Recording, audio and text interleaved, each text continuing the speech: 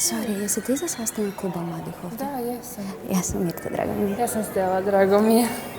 Hej, jel se mi trebamo naći s nekim ovdje za sastanak kluba mladih? Možda ima nešto na stranici. Ćeš pogledat?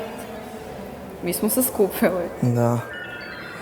Da, evo, kaže jučer to voditeljica. Ha, valjda nećemo predugo čekati.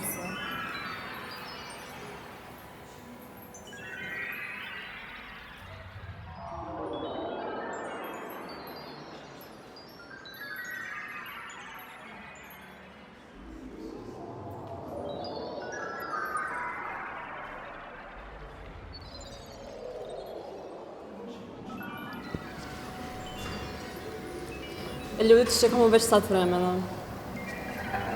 Da, ne znam, da zovemo nekog, da idemo, ne znam, mislim, ako niko nije došao, ne znam, jel će doći. Mislim da više stvarno nema ni smisla čekati. Idemo ja samo doma.